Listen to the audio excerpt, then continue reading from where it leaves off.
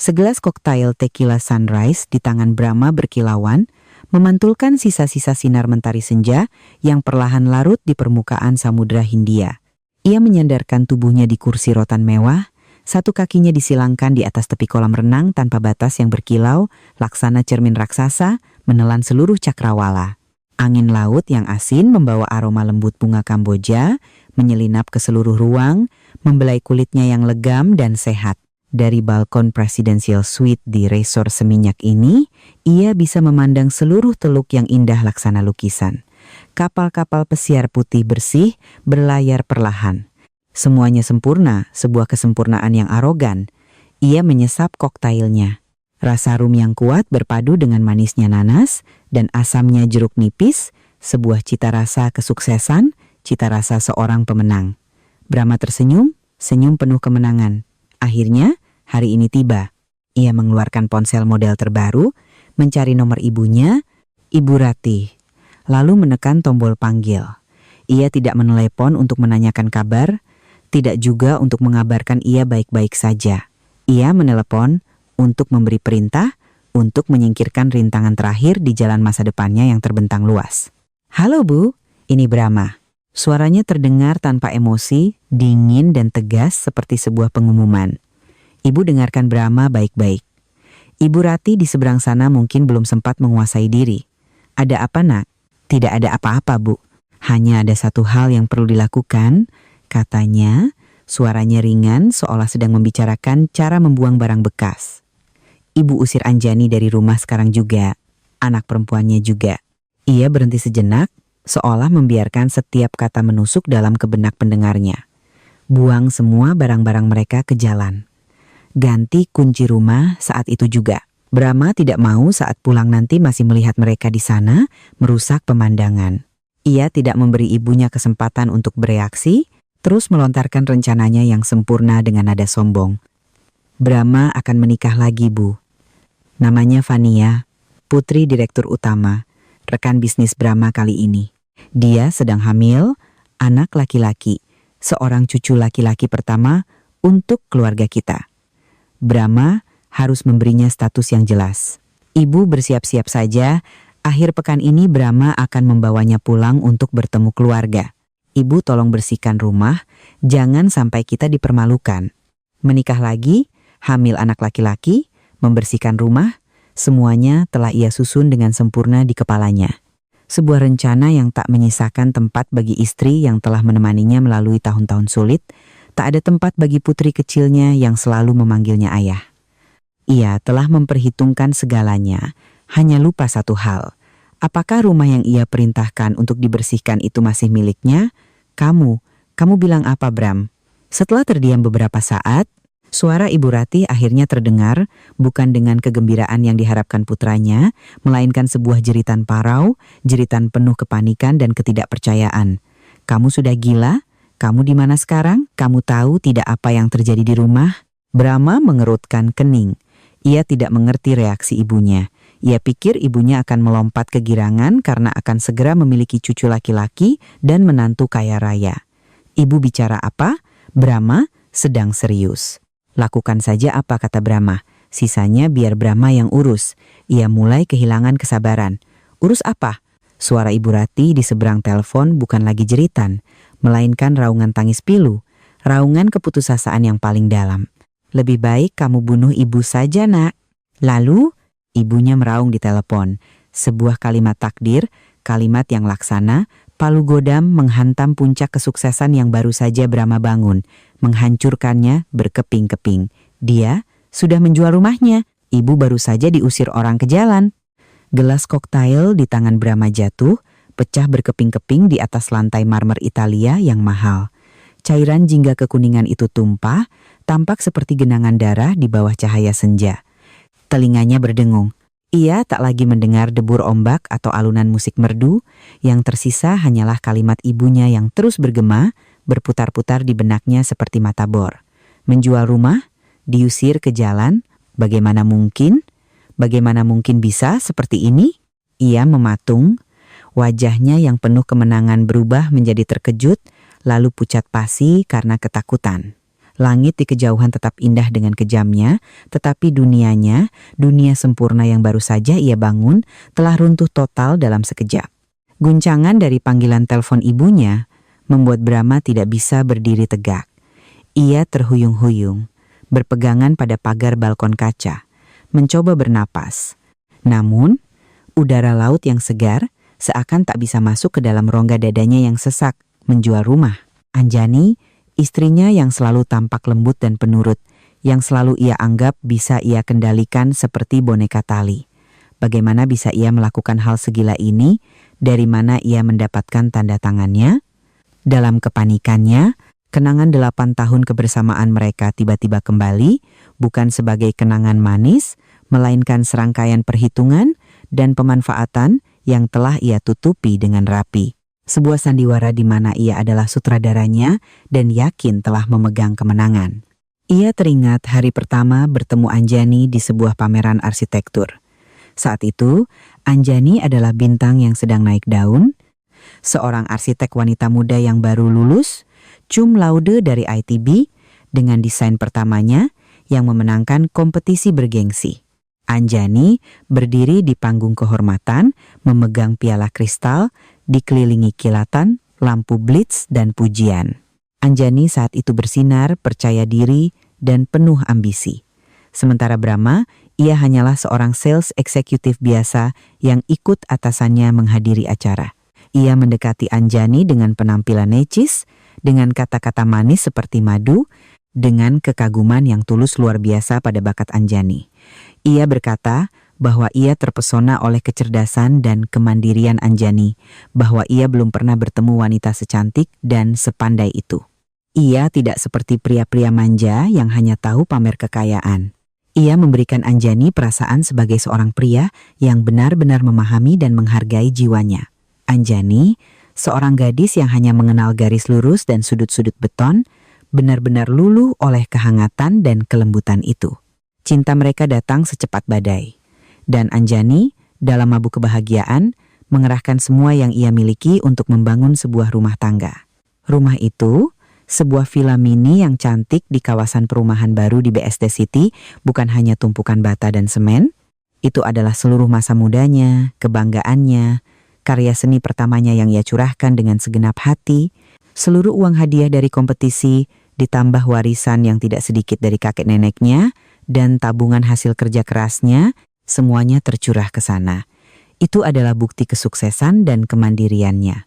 Namun, sehari sebelum mereka mendaftarkan pernikahan, Brahma menggenggam tangannya. Tatapannya begitu tulus hingga Anjani tak mungkin meragukannya. "Ani sayang, aku tahu rumah ini adalah hasil jerih payahmu, segalanya bagimu. Tapi, coba lihat, setiap pria punya harga diri.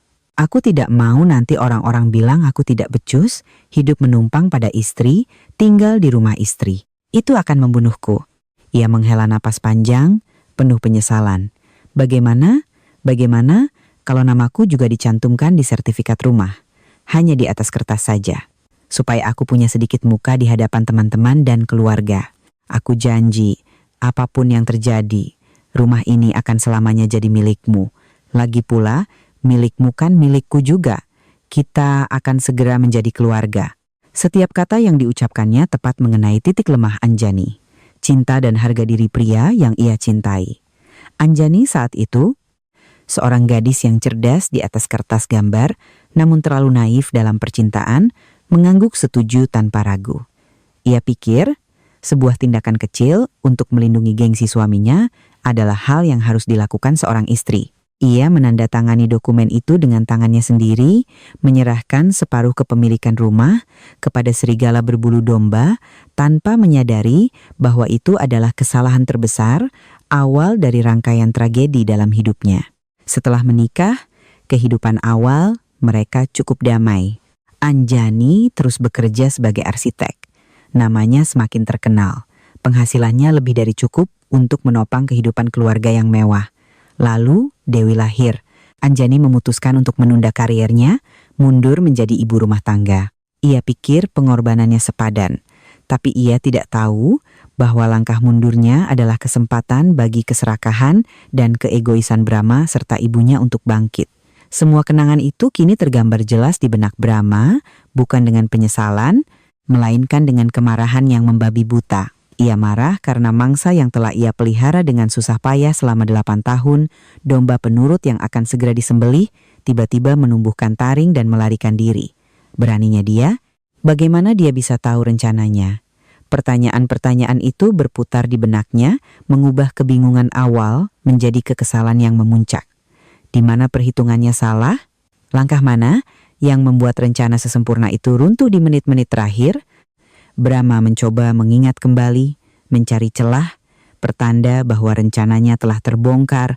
Ia selalu sangat berhati-hati, selalu memainkan peran sebagai suami yang mencintai istri dan ayah yang menyayangi anak.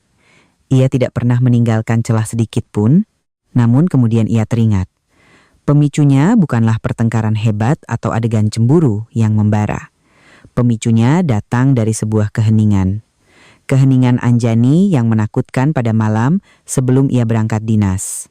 Malam itu, saat Anjani sedang memeriksa pengeluaran bulanan untuk merencanakan keuangan keluarga, sebuah kebiasaan yang selalu ia pertahankan untuk memastikan kehidupan yang layak ia secara tidak sengaja menemukan sesuatu yang aneh. Sejumlah uang yang sangat besar, hampir 500 juta rupiah, telah ditarik dari rekening tabungan bersama mereka.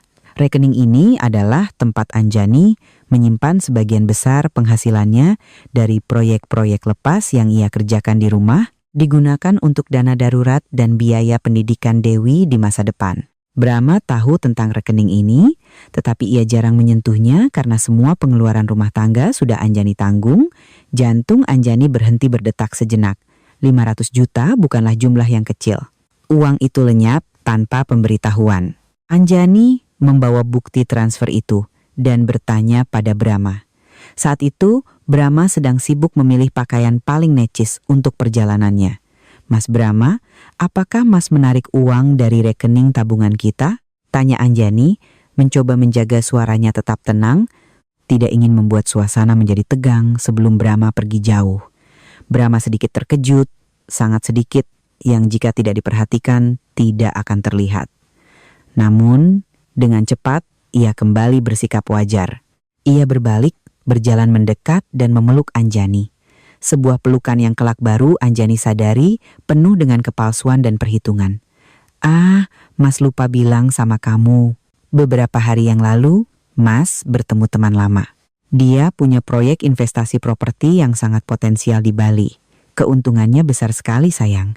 Mas memutuskan untuk menarik uang itu untuk ikut menanam modal dengannya. Anggap saja investasi untuk masa depan keluarga kita. Tadinya Mas mau kasih kejutan kalau sudah ada hasilnya. Tidak tahunya kamu sudah tahu duluan. Ia tertawa, senyumnya cerah sambil mencubit hidung Anjani. Istriku ini memang bendahara yang teliti, ya. Penjelasannya terdengar sangat masuk akal, sangat manis, dan penuh dengan gambaran masa depan yang indah. Namun, entah mengapa, intuisi seorang wanita, intuisi seorang arsitek yang selalu menuntut presisi dan logika dalam segala hal, memberitahunya ada sesuatu yang tidak beres. Proyek apa yang butuh modal mendadak begitu, Mas? Bukankah Mas pernah bilang pasar properti sedang lesu? Kenapa Mas tidak diskusi dulu dengan aku sebelum mengambil keputusan sebesar ini? Tanya Anjani. Sedikit keraguan tak bisa lagi ia sembunyikan dalam suaranya. Senyum di bibir Brahma sedikit kaku. Ia melepaskan pelukannya, wajahnya mulai menunjukkan kekesalan. Sebuah kekesalan yang tak lagi ia coba sembunyikan belakangan ini. Ani, kamu mulai curiga lagi. Mas kerja keras di luar, menghadapi begitu banyak tekanan, semua itu hanya untuk memberikan kehidupan yang lebih baik untuk kamu dan Dewi. Masa iya Mas harus lapor setiap detailnya sama kamu? Apa kamu tidak percaya sama Mas? Dua kata, tidak percaya yang ia ucapkan bagaikan pisau tajam. Itu adalah senjata yang sering ia gunakan setiap kali ingin menutupi sesuatu, setiap kali ia kehabisan argumen. Ia tahu Anjani mencintainya, dan paling takut membuatnya tersinggung, takut dianggap sebagai istri yang tidak pengertian. Seperti biasa, Anjani terdiam. Ia menyalahkan dirinya sendiri karena terlalu sensitif, karena meragukan suaminya yang sangat mencintainya. Namun malam itu, ia tidak bisa tidur. Kata-kata Brahma terus terngiang di kepalanya. Kekesalannya yang tidak wajar saat ditanya telah menanamkan benih kecurigaan yang tak bisa ia hapus. Keesokan paginya, setelah Brahma berangkat ke bandara, setelah Anjani memainkan peran sebagai istri yang baik, mengantar suaminya dinas, ia melakukan sesuatu yang belum pernah berani ia lakukan sebelumnya. Ia memberanikan diri menelepon sahabat Brahma, orang yang katanya diajak Brahma berinvestasi. Jawaban dari sahabatnya itu membuat Anjani terdiam membatu, seolah dunia di bawah kakinya runtuh. Proyek di Bali? Aku tidak tahu apa-apa nih. Sudah beberapa bulan ini aku jarang bertemu Brahma. Dia sibuk terus sama pacar barunya. Kudengar malah mau menikah. Kamu tidak tahu apa-apa. Pacar baru mau menikah. Kalimat tak sengaja dari sahabat Brahma itu bagaikan palu godam yang menghantam kepalanya. Semua kepingan teka-teki yang terpisah tiba-tiba menyatu di benaknya. Perjalanan dinas mendadak yang semakin sering. Telepon diam-diam di tengah malam. Aroma parfum aneh yang samar-samar tercium di kemejanya setiap kali ia pulang. Dan sikap acuh tak acuh yang semakin jelas terhadap Anjani dan putri mereka. Semuanya terjawab. Perjalanan dinas ke Singapura kali ini bukan untuk bertemu klien, melainkan untuk membawa selingkuhannya berlibur untuk merencanakan pernikahan. Dan uang 500 juta itu bukan untuk investasi masa depan keluarga mereka, melainkan untuk membangun masa depan baru Brahma dengan wanita lain. Kebenaran yang pahit itu bagaikan sember air es yang disiramkan ke wajah Anjani, membuatnya tersadar dari mimpi panjang selama 8 tahun. 8 tahun pengorbanan, 8 tahun kepercayaan. Semuanya hanya dibalas dengan kebohongan dan pengkhianatan yang terang-terangan. Rasa sakit dan amarah membuncah di dalam hatinya, hampir saja merobohkannya. Tapi tidak. Ketika ia melihat Dewi yang sedang bermain dengan polosnya, Anjani tahu ia tidak boleh jatuh. Masa diam dan menahan dirinya telah berakhir. Sudah saatnya domba kecil ini berubah menjadi singa betina untuk melindungi anaknya dan merebut kembali semua yang telah dirampas darinya. Rasa sakit awal dengan cepat berlalu, digantikan oleh ketenangan yang dingin dan menakutkan. Anjani tidak menangis, juga tidak merusak barang. Air mata saat ini adalah kemewahan yang sia-sia. Ia duduk termenung di ruang kerjanya. Ruangan yang penuh dengan gambar-gambar desain, model-model arsitektur, tempat yang sempat ia lupakan untuk menjadi seorang istri dan ibu rumah tangga penuh waktu. Sinar matahari pagi menerobos masuk, menyinari garis-garis tajam miniatur bangunan. Karya-karya yang dulu menjadi kebanggaannya, dunianya. Dan ia tiba-tiba sadar di mana ia telah kehilangan dirinya. Ia pernah menjadi seorang Anjani yang berbakat, mandiri, dan penuh harga diri. Langkah mundur dan pengorbanan buta telah mengubahnya menjadi mangsa empuk di mata seorang predator berkedok suami. Tapi sekarang segalanya telah berubah. Sang predator telah menunjukkan wajah aslinya dan sang mangsa telah memutuskan untuk tidak lagi lari. Anjani akan memasang perangkap yang lebih besar. Sebuah perangkap yang dirancang dengan cermat dan presisi seperti sebuah cetak biru arsitektur. Perangkap yang sekali terjerat, mereka tidak akan pernah bisa lolos. Ia tidak terburu-buru menelepon Brahma untuk membuat keributan, juga tidak mencari wanita itu untuk melabraknya. Ia tahu melakukan itu hanya akan merendahkan dirinya dan mengubahnya menjadi pecundang yang menyedihkan di mata mereka. Perang ini tidak bisa diselesaikan dengan air mata dan keributan. Ini harus diselesaikan dengan akal sehat, dengan hukum, dan dengan uang yang sangat mereka dambakan. Rencana mulai terbentuk di kepalanya, jelas, dan tajam seperti pisau bedah. Ia harus mengambil kembali semua yang menjadi miliknya. Bukan hanya rumah, tetapi juga karier, kehormatan, dan yang terpenting, masa depan putrinya. Ia tidak akan membiarkan Dewi tumbuh dengan seorang ayah palsu dan nenek yang kejam. Anaknya berhak mendapatkan kehidupan yang lebih baik, kehidupan yang dipenuhi ketulusan dan cinta. Hal pertama yang Anjani lakukan adalah menghubungi Pak Wirawan, seorang pengacara terbaik di Jakarta dalam bidang perdata dan properti, yang juga merupakan sahabat lama almarhum ayahnya. Anjani percaya pada kebijaksanaan dan etika profesionalnya. Ia membuat janji bertemu sore itu juga di sebuah kafe yang tenang. Anjani menceritakan seluruh kisahnya, dari bagaimana ia membangun rumah dengan uangnya sendiri, tetapi dengan naifnya mengizinkan Brahma ikut tercatat sebagai pemilik, hingga bukti-bukti penipuan dan rencana Brahma untuk menelantarkan ia dan anaknya. Ia tidak menyembunyikan apapun, termasuk kebodohan dan kebutaannya sendiri. Setelah mendengar semuanya, Pak Wirawan termenung cukup lama. Ia menatap Anjani, matanya menunjukkan simpati sekaligus kekaguman. Ia tidak menghakimi, hanya menganalisis dengan tenang. Anjani, secara hukum, ini situasi yang cukup merugikan. Rumah ini dibangun dalam masa pernikahan dan atas nama kalian berdua, jadi dianggap sebagai harta bersama. Meskipun kamu bisa membuktikan sebagian besar uangnya darimu, proses pembagiannya akan rumit dan memakan waktu. Apalagi dia berniat menguasainya, pasti tidak akan mudah diajak kompromi. Lalu, saya harus bagaimana, Om? Saya tidak bisa kehilangan rumah itu. Itu satu-satunya yang saya punya untuk masa depan Dewi. Tanya Anjani, suaranya penuh kekhawatiran. Pak Wirawan tersenyum, senyum penuh teka-teki dan tajam. Hukum selalu punya jalan bagi mereka yang mau berpikir, Nak. Namanya tercantum sebagai pemilik bersama, itu artinya dia punya hak untuk menentukan nasib separuh rumah itu. Tapi, itu juga berarti jika ada persetujuan tertulis dari kedua belah pihak, rumah itu bisa dijual secara sah. Sebuah ide berani melintas di kepala Anjani. Ide yang beberapa hari lalu tak pernah berani ia bayangkan. Maksud Om, saya bisa menjual rumah tanpa kehadirannya? Tepat sekali. Pak Wirawan mengangguk, matanya bersinar kagum. Tapi kuncinya adalah kita butuh tanda tangannya. Tanda tangan sukarela di atas surat kuasa atau surat persetujuan penjualan rumah. Dan tanda tangan itu harus dilegalisir oleh notaris. Tapi bagaimana caranya? Dia sedang di Singapura dengan selingkuhannya. Bagaimana dia bisa tanda tangan, dan kalaupun bisa, dia pasti tidak akan setuju menjual rumah yang sedang ia coba kuasai. Inilah saatnya kamu harus menggunakan kecerdasan dan kemampuan aktingmu. Pak Wirawan berkata, suaranya penuh semangat.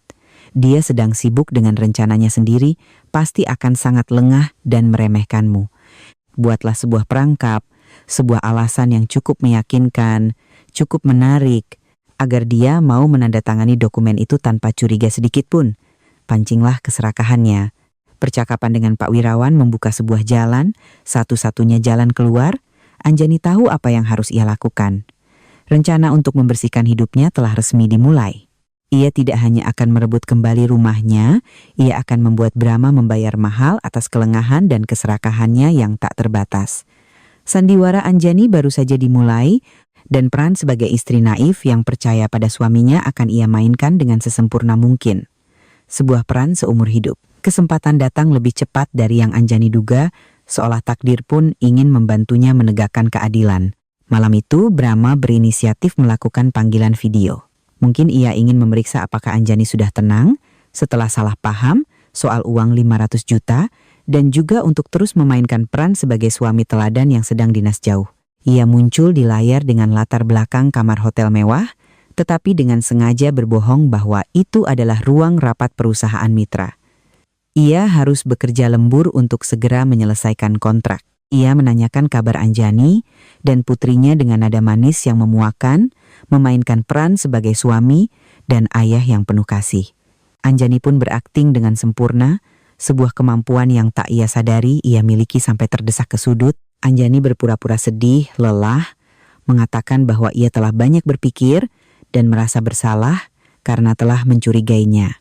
Ia menceritakan betapa Dewi sangat penurut di rumah, sangat merindukan ayahnya dan berharap ayahnya segera pulang. Setiap kata-katanya penuh dengan kelemahan dan ketergantungan, persis seperti citra istri yang selalu ingin Brahma lihat. Setelah basa-basi penuh kepalsuan itu, ketika ia melihat Anjani sudah benar-benar luluh, Brahma mulai menebar umpan. Sebuah umpan yang diperhitungkan dengan cermat hingga ke detail terkecil. Mas Brahma, kata Anjani, suaranya sedikit ragu, seolah akan mengungkapkan rahasia besar. Beberapa hari ini aku tidak bisa tidur, bukan hanya karena kangen Mas. Aku punya peluang bisnis yang sangat besar. Seperti yang Anjani duga, mata Brahma berbinar. Keserakahan adalah naluri yang tak bisa disembunyikan. Ia langsung menunjukkan minat, mencondongkan tubuhnya ke arah layar. Peluang apa sayang? Coba ceritakan. Istriku hebat sekali, di rumah saja bisa dapat peluang bisnis. Ini proyek desain sebuah resor ekologis mewah di Lombok, Mas. Sebuah korporasi besar dari luar negeri yang berinvestasi. Aku kenal seorang kakak kelas yang bekerja di sana. Dia bilang mereka sedang mencari desain unik dengan sentuhan khas Indonesia. Dia sudah melihat desain-desain lamaku dan sangat suka. Katanya, kalau aku ikut, kemungkinan menang tender sangat tinggi. Anjani melukiskan sebuah prospek yang sangat menarik, sebuah proyek skala internasional yang sesuai dengan ambisi seorang arsitek. Wah, benarkah sayang? Luar biasa. Seru Brahma. Kegembiraan dalam suaranya itu nyata. Kalau menang tender, lalu bagaimana? Kalau menang, kata Anjani, sengaja merendahkan suaranya. Bukan hanya namaku yang akan melambung, tapi keuntungannya sangat besar, Mas. Cukup besar untuk kita bisa membeli beberapa rumah lagi. Anjani sengaja menyebutkan angka keuntungan yang fantastis. Angka yang cukup untuk membuat orang serakah seperti Brahma terbelalak. Tapi, ada satu masalah. Masalah apa? Katakan saja. Mas akan cari solusinya. Brahma berkata dengan cepat. Untuk ikut tender, mereka mensyaratkan perusahaan harus membuktikan kemampuan finansial, yaitu harus ada sejumlah modal pendamping untuk menjamin kelancaran proyek. Aku sudah hitung-hitung, tabungan kita tidak cukup. Satu-satunya cara sekarang adalah menjaminkan rumah kita ke bank untuk pinjaman modal. Mendengar kata menjaminkan rumah, Brahma sempat ragu sejenak. Rumah itu adalah tujuan akhirnya, bagaimana mungkin ia dengan mudah mempertaruhkannya. Namun, keserakahan dengan cepat mengalahkan kehati-hatian. Ia berpikir, dengan bakat Anjani, kemungkinan menang tender sangat tinggi. Jika menang, ia tidak hanya akan mendapatkan rumah, tetapi juga keuntungan besar. Kalaupun kalah, rumah itu masih ada, bank juga tidak bisa langsung menyitanya. Ia merasa berada di atas angin. Proyek itu pasti berhasil, kan sayang? Risikonya tinggi tidak? Tanyanya lagi, mencoba menunjukkan citra sebagai suami yang hati-hati dan bertanggung jawab.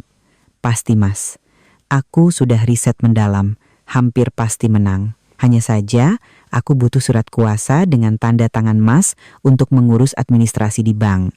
Tapi Mas kan sedang jauh, sementara waktunya sangat mepet, tinggal beberapa hari lagi batas akhir penyerahan berkas. Anjani sengaja menggantung kalimatnya, menciptakan urgensi palsu, tidak memberinya banyak waktu untuk berpikir. Brahma berpikir sejenak, bayangan tentang uang dalam jumlah besar, tentang titik balik yang akan mengubah hidupnya, telah sepenuhnya membutakan akal sehatnya. Ia mengambil keputusan dengan tegas. Baiklah, tidak masalah. Kamu siapkan saja semua dokumennya, lalu kirim pakai kurir ekspres ke sini. Mas akan tanda tangan dan kirim balik secepatnya. Kesuksesan istriku adalah masa depan keluarga kita. Tentu, Mas harus mendukung. Anjani hampir harus menggigit bibirnya agar tidak tertawa terbahak-bahak. Ikan itu telah memakan umpan lebih mudah dari yang ia bayangkan. Keesokan harinya, Anjani bersama Pak Wirawan menyusun setumpuk dokumen tebal. Dari luar, dokumen itu tampak persis seperti berkas pengajuan pinjaman bank, lengkap dengan berbagai dokumen rumit tentang proyek dan rencana keuangan, semuanya Anjani karang sendiri secara profesional. Namun, diselipkan dengan rapi di tengah-tengah tumpukan dokumen itu, di antara dua lembar kertas yang isinya mirip tentang surat kuasa untuk urusan dengan bank, adalah surat kuasa dan persetujuan penjualan rumah. Sebuah dokumen yang memberikan Anjani kuasa penuh untuk mewakilinya dalam segala transaksi jual beli rumah. Anjani dengan hati-hati menandai tempat-tempat yang perlu ditandatangani dengan panah merah kecil, lalu memasukkan semuanya ke dalam amplop besar, mengirimkannya dengan layanan kurir kilat ke alamat hotel tempat Brahma menginap. Selama 2 hari menunggu, hati Anjani tegang seperti senar. Bagaimana jika Brahma membacanya dengan teliti? Bagaimana jika ada orang di sampingnya yang cukup sadar untuk memberinya peringatan?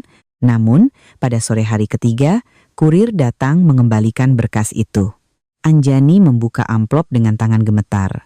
Dan di sanalah, di semua posisi yang telah ia tandai, termasuk di halaman surat kuasa penjualan rumah, tertera tanda tangan Brahma, jelas dan tegas. Tanda tangan seorang pria yang sedang mabuk dalam mimpi kekayaan, tanpa menyadari bahwa ia baru saja menandatangani vonis yang mengakhiri kariernya sebagai penambang emas. Anjani menatap tanda tangan itu, hatinya tidak merasakan kegembiraan, hanya rasa getir. Ternyata, untuk menipu seorang penipu, terkadang hanya perlu memancing keserakahannya yang tak terbatas. Dengan berkas bertanda tangan emas Brahma di tangan, Anjani tidak membuang waktu sedetik pun.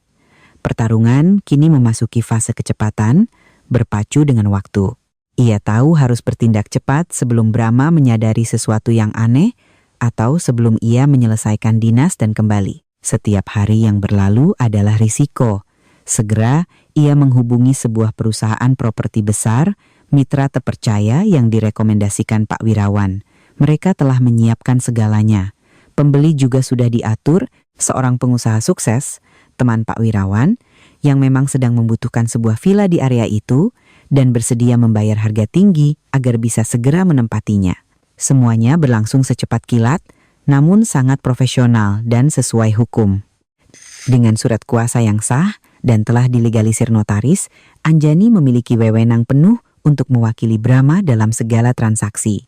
Di kantor notaris, di hadapan pejabat notaris, akad jual beli ditandatangani sore itu juga. Anjani membubuhkan tanda tangannya tanpa ragu. Setiap goresan pena adalah sebuah pembebasan, sebilah pisau yang memutus ikatan terakhirnya dengan masa lalu. Seluruh uang hasil penjualan rumah, sebuah angka fantastis yang mungkin seumur hidup Brahma tidak akan pernah bisa kumpulkan, ditransfer langsung ke rekening bank baru yang telah Anjani siapkan. Sebuah rekening yang hanya atas namanya sendiri dengan tingkat keamanan tertinggi. Anjani menatap deretan angka panjang di layar ponselnya saat notifikasi dari bank masuk. Hatinya tidak merasakan riak kegembiraan. Uang ini seharusnya menjadi hasil dari sebuah keluarga yang bahagia, fondasi yang kokoh untuk masa depan pendidikan putrinya. Namun kini, ia hanyalah sebuah alat, sebuah piala kemenangan dalam perang yang tak diinginkan, perang untuk merebut kembali martabat, tetapi Anjani tahu ia tidak punya waktu untuk sentimental. Langkah berikutnya lebih penting, ia harus membersihkan. Bukan membersihkan rumah, tetapi membersihkan hidupnya dari tempat ini. Dari ruang yang penuh dengan kenangan palsu dan menyakitkan. Ia menelpon sebuah perusahaan jasa pindahan profesional, meminta mereka datang segera dengan tim terbesar. Ketika para pekerja tiba, mereka terkejut dengan permintaan Anjani yang agak aneh. Anjani menunjuk semua perabotan di rumah, dari sofa kulit impor yang mahal, TV layar lebar, sistem audio modern, hingga koleksi minuman keras dan jam tangan mewah yang selalu Brahma pamerkan kepada teman-temannya dan berkata dengan jelas, tanpa sedikit pun keraguan, "Semua ini tidak saya bawa. Kalian bisa jual atau berikan kepada siapapun. Saya hanya minta bantuan kalian untuk membereskannya dengan cepat." Satu-satunya yang ia simpan adalah semua barang di kamar Dewi, tempat tidur putri, lemari penuh gaun-gaun cantik, mainan, dan buku-buku cerita. Seluruh dunia masa kecil putrinya akan ia bawa, tak akan ia tinggalkan satupun. Untuk dirinya sendiri, Anjani hanya mengemas satu koper kecil berisi beberapa setel pakaian sederhana, dokumen-dokumen penting, dan gambar-gambar arsitektur lamanya. Benda-benda yang mengingatkannya siapa dirinya sebelum menjadi istri Brahma, sebelum terhapus oleh gelar istri Direktur Brahma. Ia tidak ingin membawa apapun yang bisa membangkitkan kenangan 8 tahun yang telah berlalu. Ia ingin memutusnya secara total, memulai lembaran yang benar-benar baru. Sementara itu, semua barang milik Brahma dan ibunya, dari pakaian, sepatu, hingga barang-barang pribadi, ia biarkan utuh. Ia ingin mereka menghadapi sendiri hasil perbuatan mereka, membereskan sendiri puing-puing keserakahan dan pengkhianatan. Selama proses pembersihan, Ibu Ratih, ibu mertuanya, sama sekali tidak curiga. Ia hanya mengira Anjani sedang membersihkan rumah untuk persiapan proyek besar yang Anjani ceritakan. Bahkan, ia hilir mudik dengan tangan di belakang punggung, menunjuk-nunjuk seolah ia adalah nyonya besar, seorang pengawas. Guci keramik itu dibersihkan hati-hati, ya, pecah tidak ada uang untuk ganti. Kalian kerjanya cepat sedikit. Selesai bersih-bersih, lantainya dipel sampai mengkilap. Akhir pekan ini ada tamu penting datang. Anjani hanya diam menurut. Hatinya dipenuhi rasa jijik yang mendalam. Wanita itu sedang bersuka cita menanti menantu baru dan cucu laki-laki pertamanya, tanpa menyadari bahwa ia sendiri akan segera diusir dari istana yang sangat ia banggakan. Semuanya selesai hanya dalam 1 hari. Rumah besar yang megah itu menjadi kosong melompong, hanya menyisakan ruang-ruang dingin dan gema langkah kaki Anjani. Malam terakhir di sana, Anjani tidak tidur di kamar tidur mereka, tempat yang penuh dengan kebohongan. Ia memeluk Dewi, tidur di kamar kecil putrinya, satu-satunya ruangan yang masih terasa hangat. Ia memeluk anaknya erat-erat, menghirup aroma familiar di rambutnya. Mulai besok, kita akan memulai hidup baru, Nak. Hidup yang tidak ada lagi kebohongan, tidak ada lagi penghinaan. Hanya akan ada kita berdua, dan Ibu janji akan memberikan semua yang terbaik di dunia ini untukmu. Pagi hari serah terima rumah, langit begitu biru, seolah Tuhan pun ingin membersihkan semua kegelapan yang menyelimuti hidup Anjani selama ini. Ia bangun pagi-pagi, menyiapkan sarapan mewah untuk Dewi dengan semua makanan kesukaannya. Anak itu belum tahu apa-apa tentang badai yang akan datang. Ia hanya bertanya dengan polos mengapa semua perabotan di rumah hilang. Anjani hanya tersenyum dan berkata bahwa mereka akan pindah ke rumah baru yang jauh lebih indah. Tempat yang hanya ada mereka berdua. Mata anak itu berbinar karena antusias. Setelah sarapan, Anjani mengantar Dewi ke rumah kakek neneknya untuk dititipkan sementara. Ia tidak ingin anaknya menyaksikan pemandangan kacau dan buruk yang akan terjadi. Ia ingin menjaga jiwa polos anaknya tetap bersih, tidak ternoda oleh perhitungan dan kekejaman orang dewasa.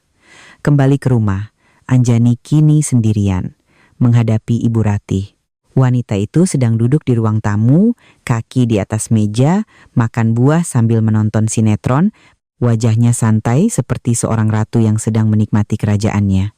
"Kamu antar Dewi kemana?" tanyanya. Mata tak lepas dari layar TV, suaranya tetap angkuh seperti biasa. "Saya antar ke rumah kakek neneknya, Bu. Sebentar lagi saya juga ada urusan di luar," jawab Anjani dengan sopan. Ini akan menjadi kali terakhir ia harus menunduk di hadapan wanita ini. Tepat pukul 10, bel pintu berbunyi. Suara itu seperti tembakan pistol penanda dimulainya akhir pertunjukan. Anjani menarik napas dalam-dalam, dengan tenang membuka pintu. Di luar, berdiri Pak Wirawan, Pak Surya, pemilik baru rumah itu, seorang pria paruh baya yang necis, dan dua petugas keamanan berseragam yang tampak profesional, tubuh mereka tinggi tegap. Anjani menunduk memberi salam, lalu mundur, memberi jalan bagi keadilan untuk masuk. Ibu Ratih mendengar suara gaduh, keluar dengan kesal, mulutnya masih mengunyah apel. "Siapa sih yang berisik? Tidak tahu ada orang sedang istirahat, ya? Anjani, kalau itu tamumu." Kalimatnya terputus saat melihat sekelompok orang asing dengan sikap serius. "Kalian siapa? Masuk rumah saya tanpa izin?" teriaknya, suaranya melengking. Sifat preman pasarnya selama bertahun-tahun tidak bisa hilang. Pak Wirawan dengan tenang melangkah maju. Wibawanya benar-benar mengalahkan arogansi wanita itu. Ia menyodorkan setumpuk dokumen yang telah dicap merah. "Selamat pagi, Ibu Ratih. Kami datang untuk melakukan prosedur serah terima rumah sesuai hukum. Rumah ini telah dijual kepada klien saya, Bapak Surya, kemarin. Semua dokumen sah, dengan tanda tangan persetujuan dari kedua pemilik, Bapak Brahma Wijoyo dan Ibu Anjani Putri. Sesuai kontrak, hari ini adalah hari serah terima. Mohon Ibu segera mengemasi barang-barang pribadi dan meninggalkan tempat ini dalam waktu 2 jam. Setiap kata dari Pak Wirawan begitu jelas dan tegas, seperti hantaman palu tak terlihat yang bertubi-tubi menghantam kepala Ibu Ratih. Ia ternganga, matanya melotot, wajahnya yang semula memerah karena marah berubah menjadi pucat pasi karena tidak percaya. "Jual rumah? Kalian bohong. Ini rumah anak saya, mana mungkin bisa dijual? Anjani, keluar kamu. Apa yang sudah kamu lakukan?" Ia berbalik dan berteriak ke wajah Anjani, matanya seolah ingin menelannya hidup-hidup. Anjani hanya berdiri diam, menatapnya tanpa ekspresi. Tatapannya tidak lagi menunjukkan rasa takut atau sabar seperti 8 tahun terakhir. Yang ada hanya ketenangan yang dingin. Ibu Ratih melihat Anjani tidak bereaksi, semakin murka. Ia menerjang maju, mengangkat tangannya yang kasar hendak menampar Anjani, tetapi kedua petugas keamanan dengan sigap melangkah maju, menahan kedua tangannya. "Mohon Ibu tenang dan kooperatif," kata salah satu dari mereka, suaranya tegas tanpa emosi. Tak bisa berbuat apa-apa, Ibu Ratih beralih ke jurus andalannya, drama. Ia duduk di lantai marmer yang mengkilap, memukul-mukul lantai sambil meraung-raung. "Ya Tuhan, malang sekali nasibku," memelihara ular di dalam rumah. Menantuku yang terkutuk ini menipu suaminya, menipu mertuanya, menjual rumah anakku. Tolong, lihat semua. Ular berbisa ini berkomplot dengan orang luar untuk mengusir mertuanya sendiri. Ia menampilkan drama yang sempurna, air mata dan ingus bercucuran, suaranya memelas. Sayangnya, penonton hari ini bukanlah tetangga yang mudah tertipu, melainkan para penegak hukum. Pak Wirawan tidak berkata apa-apa, hanya memberi isyarat kepada tim keamanan. Mereka mulai mengemasi sisa barang-barang milik Ibu Ratih dan Brama, pakaian, barang-barang pribadi, memasukkannya dengan cepat ke dalam kardus-kardus yang telah disiapkan. Dalam kepanikan dan ketidakberdayaan, Ibu Ratih buru-buru mengeluarkan ponselnya menekan nomor Brama. Itulah momen ketika Brama, yang sedang bersantai di tepi pantai dan memimpikan masa depan gemilang, menerima panggilan telepon takdir itu. Anjani bisa membayangkan ekspresi wajahnya saat mendengar raungan histeris ibunya di telepon. Dia sudah menjual rumahnya. Ibu baru saja diusir orang ke jalan. Akhirnya, setelah meraung dan memaki tanpa hasil, Ibu Ratih pun diantar keluar rumah oleh kedua petugas keamanan. Ia berdiri termangu di trotoar, di sampingnya beberapa kardus berisi seluruh sisa harta benda mereka. Ia menatap Anjani dengan tatapan penuh kebencian, seolah ingin mengutuknya sampai ke tulang sumsum. Anjani hanya diam-diam berbalik, masuk ke dalam mobil yang telah menunggunya. Pintu mobil tertutup, memisahkannya dari masa lalu, dari sumpah serapah yang keji. Pertunjukan telah usai, dan mereka yang menabur angin kini mulai menuai badai. Sungguh ironis menyaksikan seorang ibu yang seharusnya mengajarkan kebaikan, malah bersekongkol dan mendukung perbuatan salah anaknya. Kejatuhan Ibu Ratih hari ini bukan hanya karena tindakan Anjani, melainkan hasil tak terhindarkan dari gaya hidup egois, serakah, dan tidak manusiawi. Sebuah rumah yang dibangun dengan cinta dan pengorbanan, namun dimanfaatkan dan diremehkan, cepat atau lambat pasti akan runtuh. Kepergian sang istri dalam cerita ini bukanlah akhir, melainkan awal dari perjalanan menemukan kembali nilai dan martabat diri. Mimpi buruk sang pengkhianat baru saja dimulai. Ketika ia bergegas kembali dari surganya, realitas seperti apa yang akan ia hadapi? Ibu Ratih berdiri mematung di trotoar. Terik matahari Jakarta yang menyengat membuat kepalanya pusing. Deruk klakson dan lalu lalang orang yang tergesa-gesa seperti sungai yang tak peduli. Tak ada yang memperhatikan wanita paruh baya yang terlantar di samping tumpukan barang.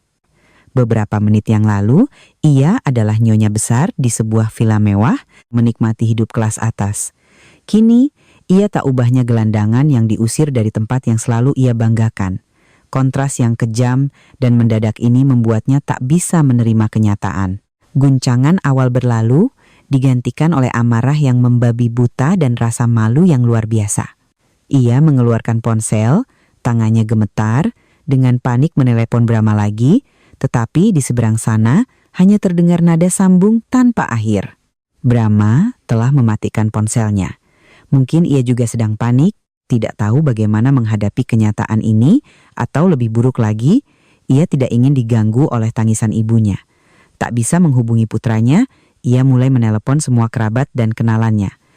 Ia menangis terseduh-seduh, menceritakan betapa ia telah ditipu oleh menantu durhaka yang berkomplot dengan orang luar untuk mengusirnya saat putranya sedang bekerja keras di perantauan. Ia melukiskan Anjani sebagai ular berbisa, pengkhianat, sementara ia dan Brama adalah korban yang malang. Ia berharap ada yang akan membelanya, atau setidaknya memberinya tempat untuk menumpang.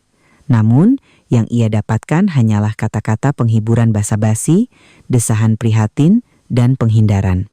Tidak ada yang mau terlibat dalam masalah rumit, terutama karena mereka semua tahu sedikit banyak bahwa rumah itu dibangun oleh Anjani. Mungkin mereka tidak tahu detailnya, tetapi mereka tidak bodoh. Sudahlah Mbak, urusan rumah tangga biar mereka selesaikan sendiri. Kita orang luar susah ikut campur. Ya ampun, kasihan sekali. Coba cari tempat tinggal sementara dulu, tunggu Brama pulang. Kekejaman realitas ini membuatnya semakin getir. Ia sadar, tanpa uang dan status, hubungan yang ia banggakan menjadi tak berharga. Akhirnya, tak ada pilihan lain, ia menelan air matanya, memanggil sebuah gerobak, memuat barang-barangnya, dan mencari jalan kembali ke rumah susun sederhana Rusunawa di pinggiran Jakarta. tempat yang pernah ia tinggali sebelum pindah ke istana Anjani, tempat yang pernah ia caci maki sebagai tempat kumuh dan sempit dan bersumpah tak akan pernah kembali. Kini, tempat itu menjadi satu-satunya perlindungannya. Sementara itu, di suatu tempat di angkasa, Brahma sedang duduk di penerbangan paling pagi kembali ke Jakarta. Ia terpaksa berbohong pada Fania dan keluarganya, mengatakan ada urusan mendesak di perusahaan. Sebuah kebohongan yang kikuk. Selama penerbangan, ia tidak bisa duduk tenang. Pikirannya dipenuhi ribuan pertanyaan tanpa jawaban. Bagaimana Anjani bisa menjual rumah? Dari mana tanda tangannya? Dan yang terpenting, kemana ia pergi dengan semua uang itu? Ia mencoba menenangkan diri, berpikir ini hanya salah paham, bahwa Anjani tidak mungkin seberani itu. Mungkin ia hanya marah karena tahu tentang perselingkuhannya dan membuat drama ini untuk mengancamnya. Ia yakin, begitu ia pulang dan membujuknya dengan kata-kata manis, semuanya akan kembali normal. Namun, insting seorang penipu memberitahunya bahwa kali ini dialah yang ditipu, dipermainkan dengan sangat telak. Begitu mendarat di Bandara Soekarno-Hatta, ia tidak pulang ke rumah, atau lebih tepatnya, bekas rumahnya melainkan langsung menuju kantor notaris tempat ia dan Anjani pernah mengurus dokumen rumah. Ia berharap menemukan kesalahan dalam berkas, dasar untuk menuntut dan membalikkan keadaan. Ia masih punya seberkas harapan tipis bahwa ibunya hanya panik berlebihan. Tetapi, ketika notaris, setelah memeriksa arsip, meletakkan di hadapannya akta jual beli yang telah dilegalisir, dengan tanda tangan yang sangat jelas miliknya di samping tanda tangan Anjani, harapan terakhirnya pupus. Tanda tangan ini milik Bapak, tidak salah lagi, kata notaris itu dengan tegas, menunjuk ke salinan di layar.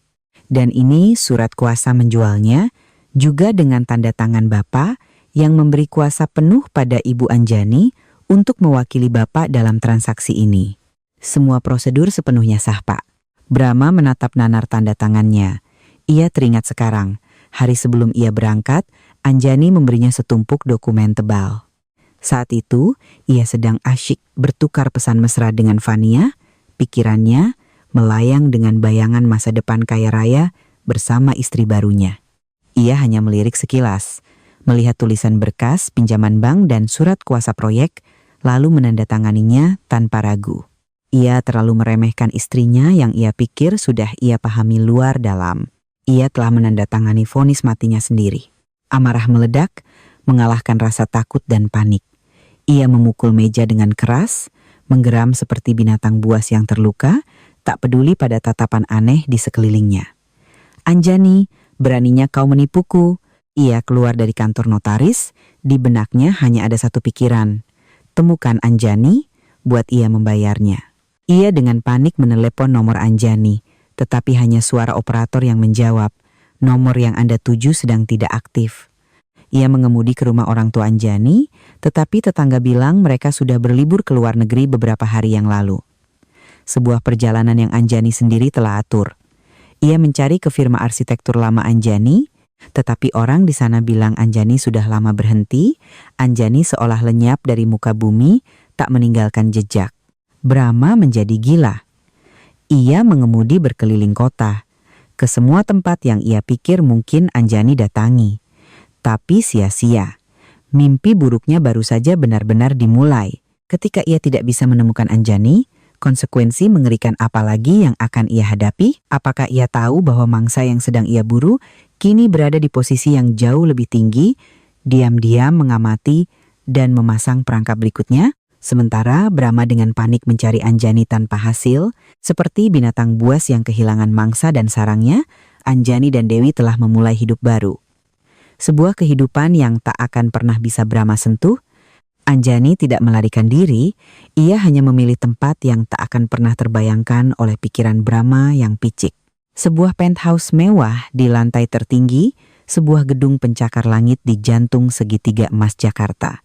Simbol kesuksesan dan kekuasaan, tempat dengan pemandangan yang mencakup seluruh kota yang bergerak di bawah kakinya. Ini adalah apartemen yang Anjani beli secara diam-diam segera setelah menerima uang penjualan rumah. Keputusan yang cepat dan tegas.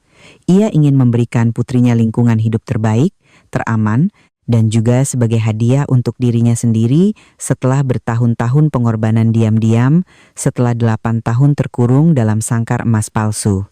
Apartemen itu dirancang dengan gaya minimalis namun elegan, dengan dominasi warna putih dan kayu ek yang hangat, sesuai selera estetika seorang arsitek.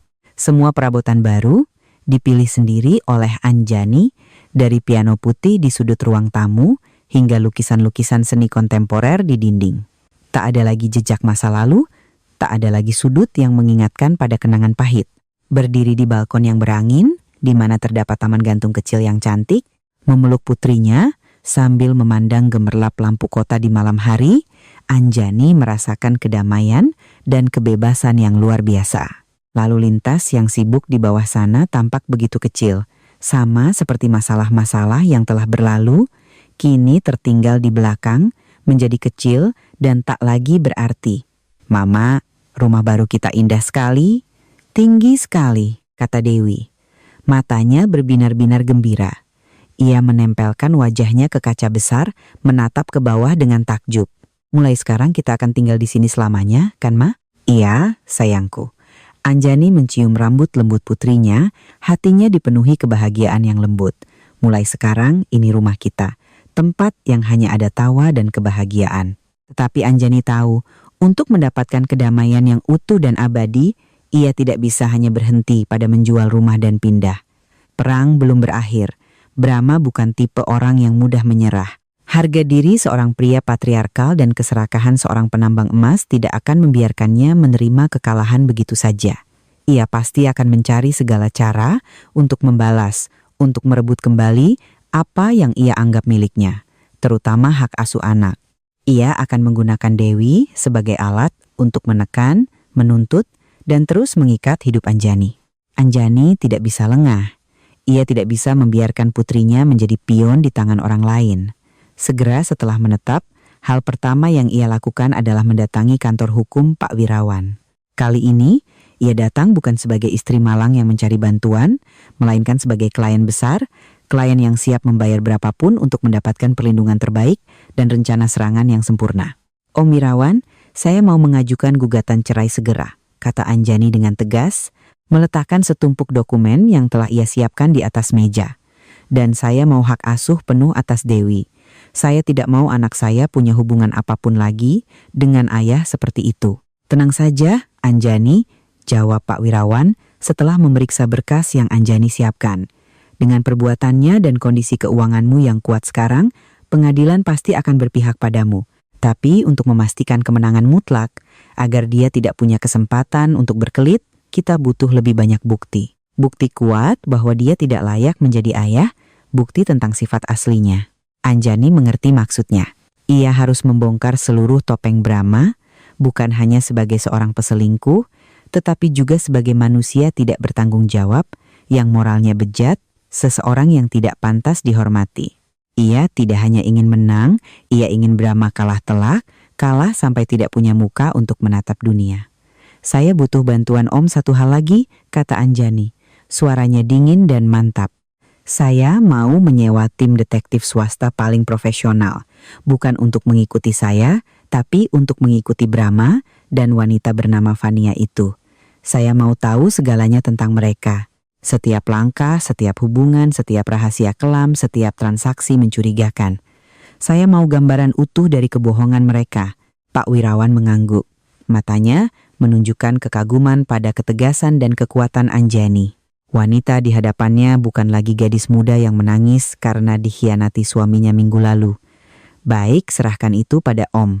Om punya tim yang sangat hebat, rahasia, dan efisien. Dalam seminggu, kamu akan mendapatkan semua informasi yang kamu butuhkan." Anjani meninggalkan kantor hukum dengan perasaan jauh lebih lega.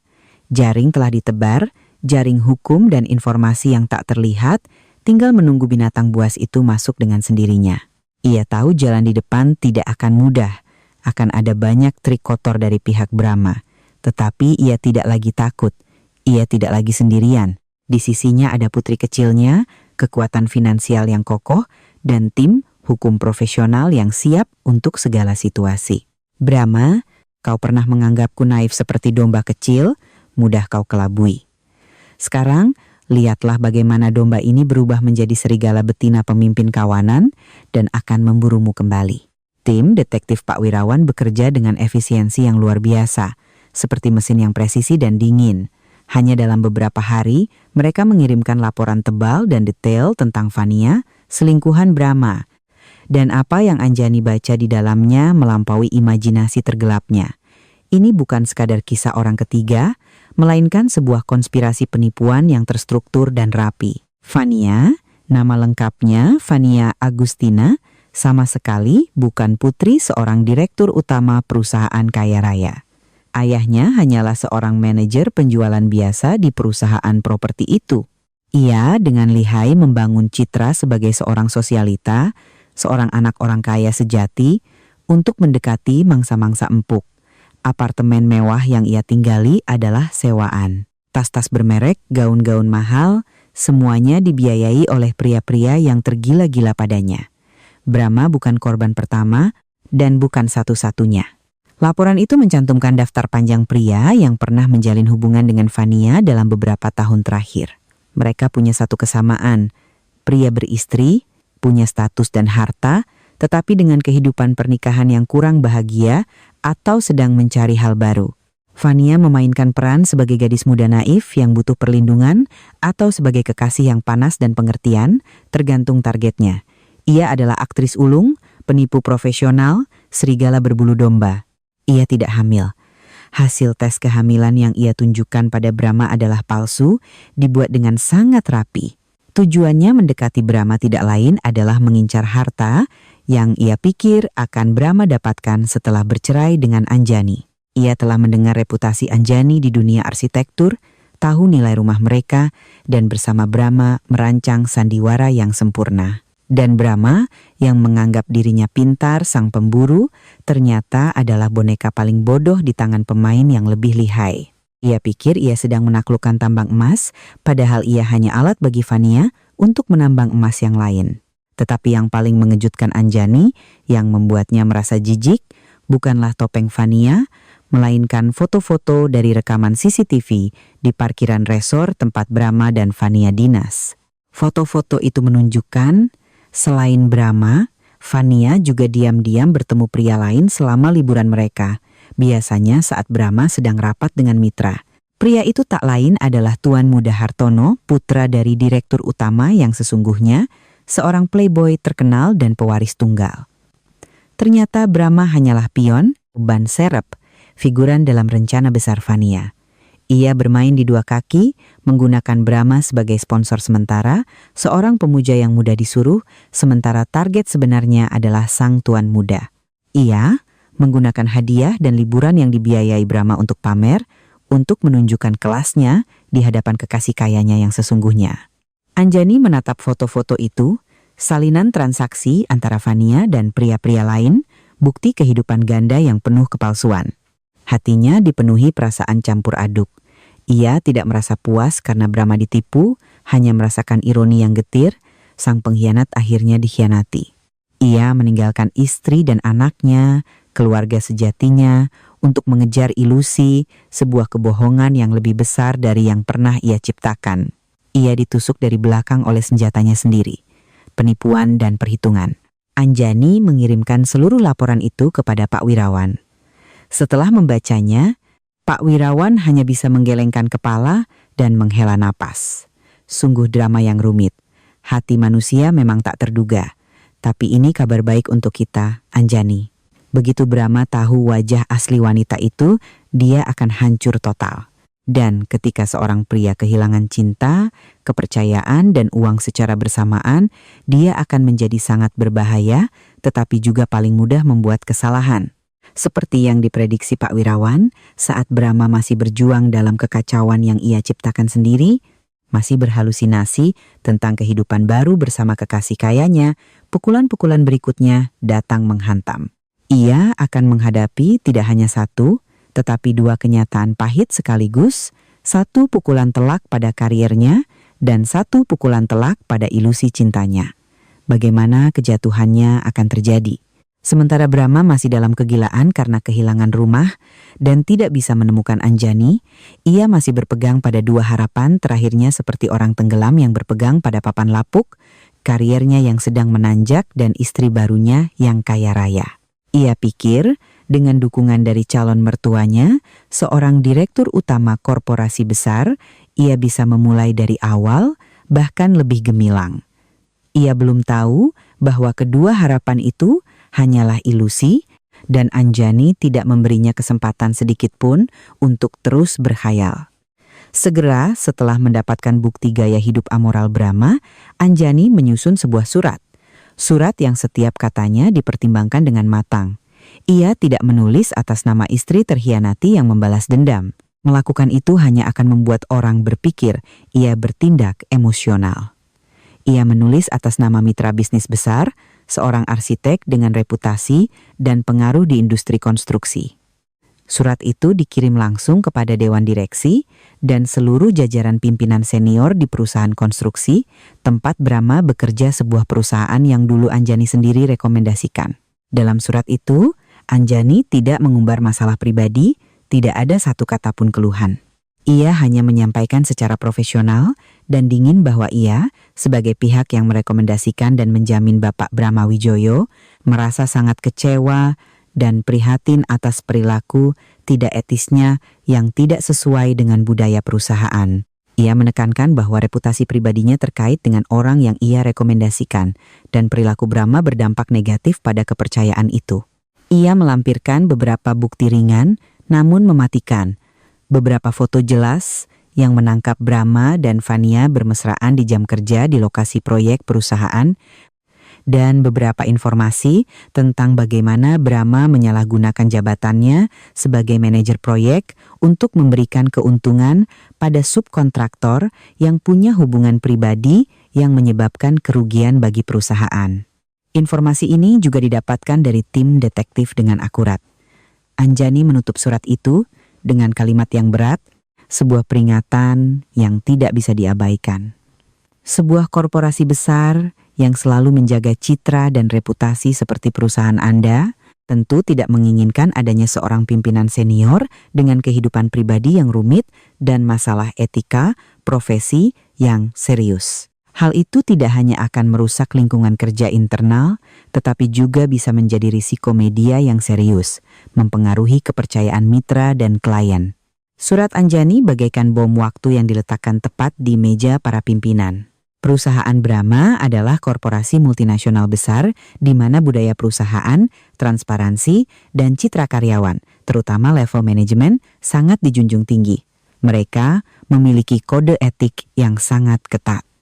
Mereka tidak bisa mengabaikan peringatan dari mitra penting dan bereputasi seperti Anjani. Keesokan paginya, ketika Brahma datang ke kantor dengan suasana hati kacau, pikirannya masih pusing karena masalah rumah, ia langsung dipanggil ke bagian HRD. Di sana, tanpa penjelasan panjang, tanpa kesempatan membela diri, mereka meletakkan di hadapannya surat pemecatan.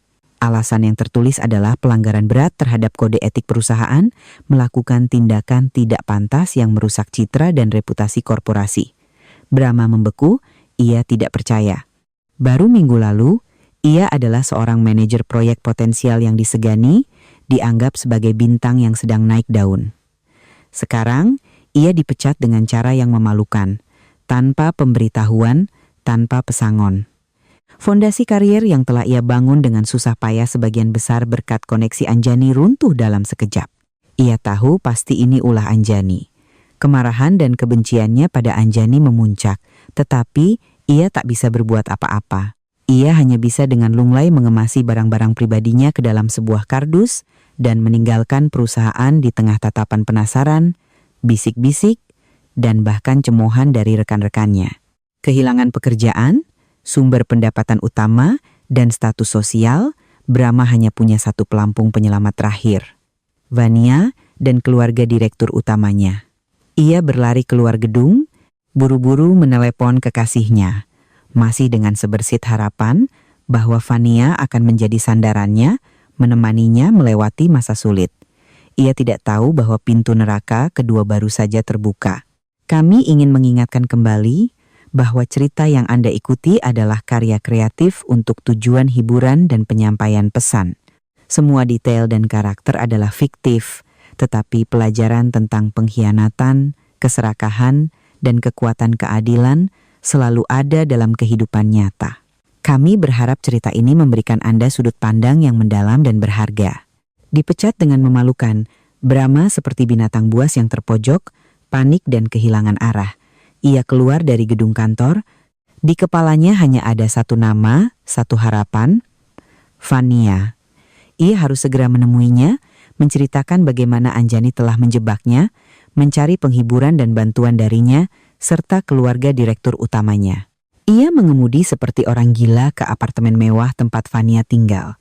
Apartemen yang ia sendiri ikut membayar sebagian besar sewanya setiap bulan, menganggapnya sebagai rumah masa depan mereka. Ia menekan bel dengan panik, berharap kekasih cantiknya akan membuka pintu, memeluknya, dan berkata, "Tidak apa-apa, ada aku di sini." Tetapi yang membuka pintu bukan Vania, melainkan seorang pria tinggi tegap dan necis, mengenakan piyama sutra mahal, rambutnya sedikit acak-acakan seperti baru bangun tidur. Brahma membeku. Ia langsung mengenalinya, Tuan Muda Hartono, putra direktur utama perusahaan properti itu, yang sering ia lihat di majalah bisnis. "Kamu siapa? Kenapa ada di apartemen Vania jam segini?" Geram Brahma, rasa cemburu, bingung, dan perasaan dikhianati meledak-ledak. Ia tidak mengerti apa yang sedang terjadi. Pria itu menyeringai meremehkan. Tatapannya seolah melihat serangga kotor yang mengganggu tidurnya. "Apartemen Vania? Kamu salah. Ini apartemenku dan dia juga orangku. Kamu siapa berani-beraninya datang membuat keributan?" Saat itu, Vania keluar dari kamar tidur, hanya mengenakan jubah tidur tipis. Rambutnya tergerai. Melihat Brahma dengan wajah pucat pasi, ia sempat terkejut, tetapi dengan cepat kembali bersikap dingin. "Mas Brahma, kenapa datang jam segini? Kan sudah kubilang hari ini aku kurang sehat." "Vania, apa-apaan ini? Jelaskan, kenapa dia ada di sini?" Brahma hampir berteriak, menunjuk Tuan Muda Hartono yang sedang bersedekap, bersandar di pintu menonton drama. Vania menghela napas lelah, seolah kehadiran Brahma sangat mengganggunya. "Sudahlah, kamu sudah lihat semuanya, jadi aku tidak akan menyembunyikannya lagi.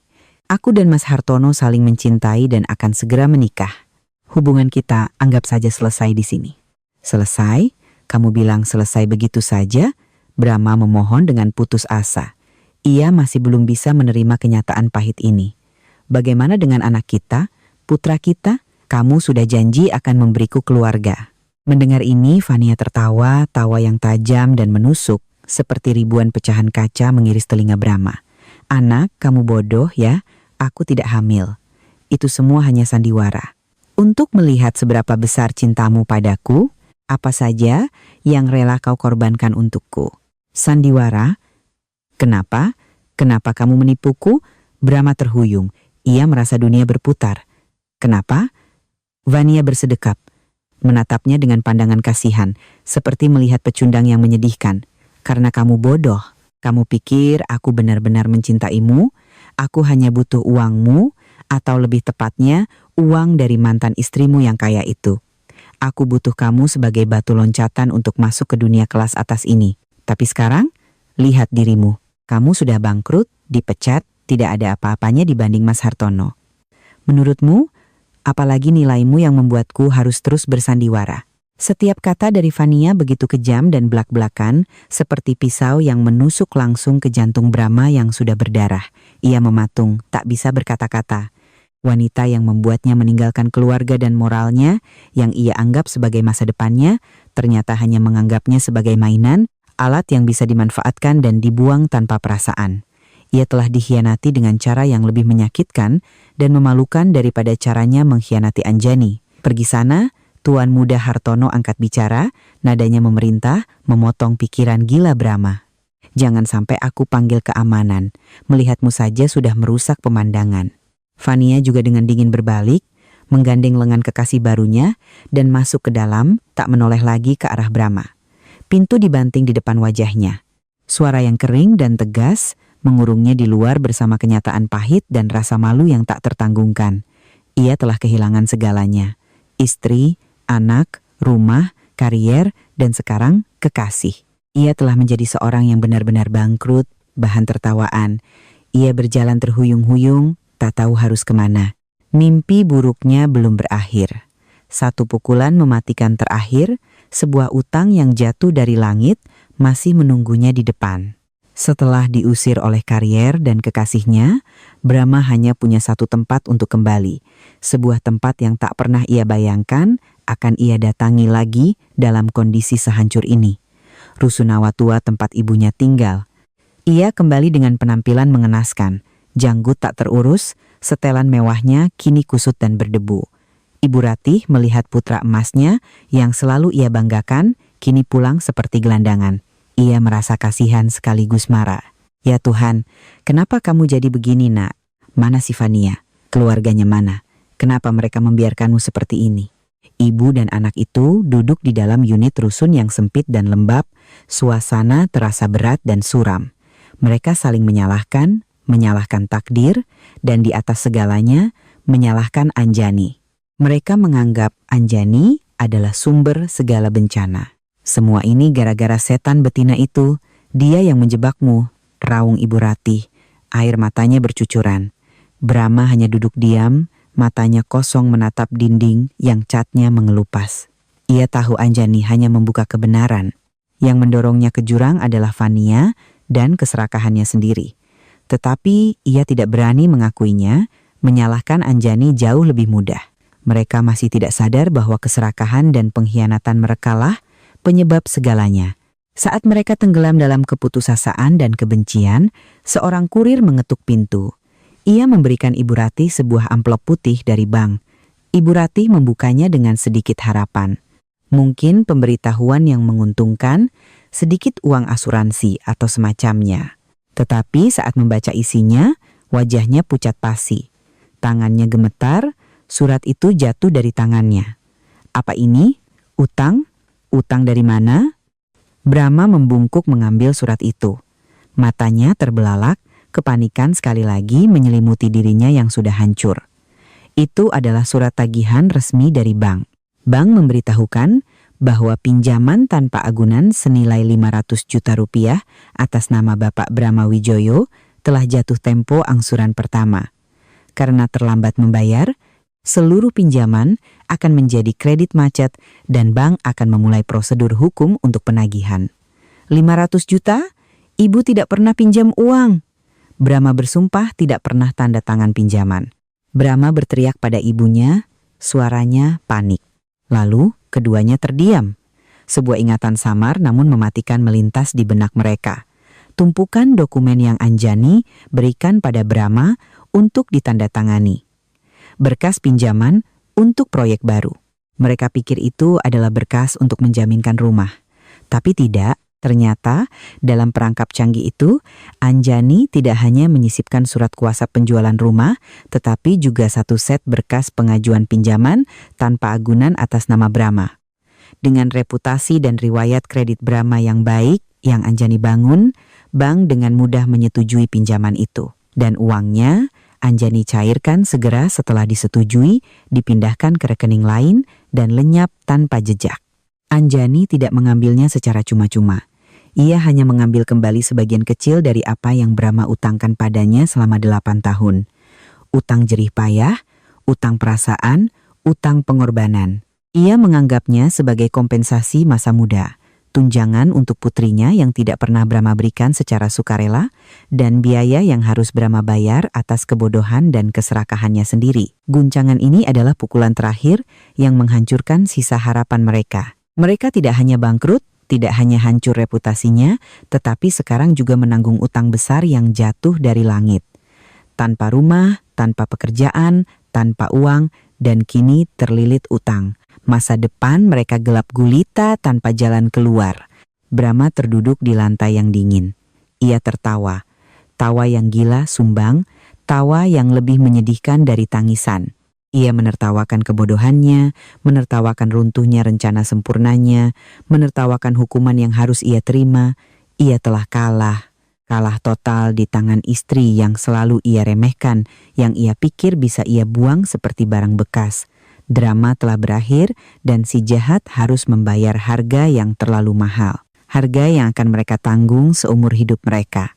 Sementara Brahma dan ibunya tenggelam dalam lumpur utang dan keputusasaan, berjuang dengan surat tagihan dari bank dan cemoohan masyarakat, kehidupan Anjani dan Dewi justru memasuki lembaran baru yang penuh cahaya dan kedamaian. Sidang perceraian berjalan lebih cepat dan lancar dari yang Anjani duga. Dengan semua bukti yang tak terbantahkan yang diajukan Pak Wirawan, mulai dari perselingkuhan, rencana penguasaan harta, hingga penelantaran anak pihak Brahma, tidak punya argumen apapun untuk membantah. Ia dan pengacaranya hanya duduk diam, menunduk pasrah. Pengadilan memutuskan hak asuh penuh Dewi jatuh ke tangan Anjani. Brahma, sebagai ayah yang tidak bertanggung jawab dan sedang menghadapi masalah hukum lainnya, dicabut sepenuhnya hak asuhnya. Ia hanya diizinkan menjenguk anak sesuai jadwal ketat yang ditentukan pengadilan dan di bawah pengawasan. Tapi Anjani tahu, dengan sifat Brahma, ia tidak akan pernah melakukannya. Dewi baginya hanyalah sebuah alat. Ketika alat itu tidak lagi berguna, ia akan membuangnya tanpa perasaan. Begitu menerima putusan resmi dari pengadilan, Anjani memeluk putrinya, air mata kebahagiaan mengalir. Akhirnya, anaknya benar-benar menjadi miliknya secara utuh dan sah. Ia tidak perlu lagi takut suatu hari akan dipisahkan dari anaknya, tidak perlu lagi takut anaknya akan terpengaruh oleh lingkungan yang beracun. Kehidupan setelah badai benar-benar damai. Anjani tidak terburu-buru mencari cinta baru atau proyek bisnis raksasa untuk membuktikan diri. Ia tahu yang paling ia dan putrinya butuhkan saat ini adalah waktu. Waktu untuk menyembuhkan luka dan membangun kembali kehidupan baru dari fondasi ketulusan. Ia mendedikasikan seluruh waktunya untuk Dewi, untuk menebus luka psikologis dan kekurangan kasih sayang yang dialami anaknya. Ia mengajak Dewi berlibur kemana-mana, dari pantai-pantai cerah di Bali dan Lombok, hingga dataran tinggi sejuk di Lembang. Ibu dan anak itu menjelajahi dunia bersama, menciptakan kenangan-kenangan indah yang akan mengisi kekosongan masa lalu yang menyakitkan. Anjani ingin putrinya tahu, meskipun keluarganya tidak utuh, meskipun tanpa ayah di sisinya, ia selalu punya seorang ibu yang mencintainya lebih dari segalanya.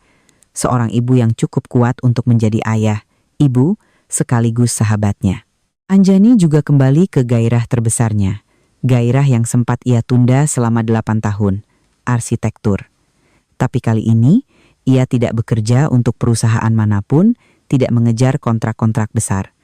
Ia menggunakan sebagian uangnya untuk mendirikan biro desain kecil miliknya sendiri. Sebuah ruang yang mungil, nyaman, tetapi penuh kreativitas.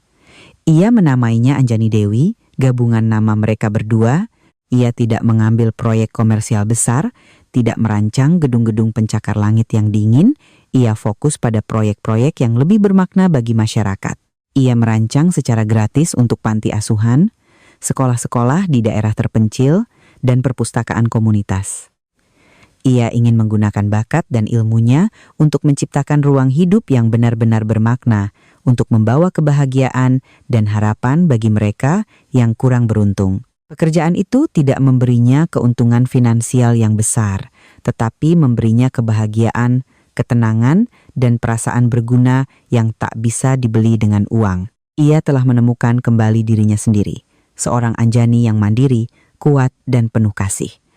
Sesekali melalui beberapa teman lama, ia mendengar kabar tentang Brahma dan Ibu Ratih. Katanya, untuk membayar utang bank dan utang-utang lainnya, mereka harus menjual semua yang tersisa. Brahma, dari seorang direktur necis, kini harus melakukan berbagai pekerjaan kasar untuk bertahan hidup, dari menjadi kuli di pasar induk hingga menjadi pengemudi ojek online. Penampilan gagahnya dulu telah digantikan oleh wajah kuyu dan lelah. Ibu Ratih menjadi jauh lebih tua, kesehatannya menurun drastis, setiap hari hanya duduk di unit rusun sempit meratapi nasib dan mengutuk Anjani. Mereka telah membayar harga yang sangat mahal atas perbuatan mereka. Anjani tidak lagi merasa benci, juga tidak merasa puas. Ia hanya merasa acuh tak acuh. Kehidupan mereka, jalan yang mereka pilih, tidak lagi berhubungan dengan ia dan anaknya. Suatu sore akhir pekan, matahari keemasan mengalir di balkon luas penthouse-nya.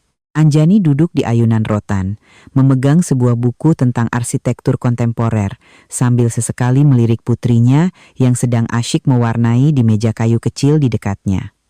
Dewi kini telah menjadi gadis kecil yang ceria, aktif, dan sangat percaya diri. Ia tidak lagi pemalu atau takut-takut seperti saat tinggal di rumah lama. Di sekolah internasional barunya, ia beradaptasi dengan cepat, menjadi murid yang berprestasi, disukai guru dan teman-temannya. Senyumnya yang polos adalah musik terindah, obat penyembuh segala luka di hati Anjani. Melihat putrinya, hati Anjani dipenuhi kebahagiaan yang sederhana namun mendalam. 8 tahun pernikahan telah memberinya pelajaran yang sangat mahal, tetapi juga membantunya menyadari apa yang paling penting dalam hidup. Bukan uang, bukan ketenaran, bukan pula pujian kosong dari orang lain, melainkan kedamaian jiwa, menjadi diri sendiri, dan senyum bahagia dari orang-orang yang benar-benar ia cintai. Telepon berdering. Pak Wirawan. Suaranya di seberang sana terdengar sangat gembira dan lega. Selamat, Anjani. Kasus Brahma sudah ada putusan final. Dengan bukti-bukti yang tak terbantahkan, dia dijatuhi hukuman yang setimpal atas penipuan dan penggelapan. Si Fania itu juga tidak lolos dari jerat hukum sebagai kaki tangan. Keadilan telah ditegakkan sepenuhnya.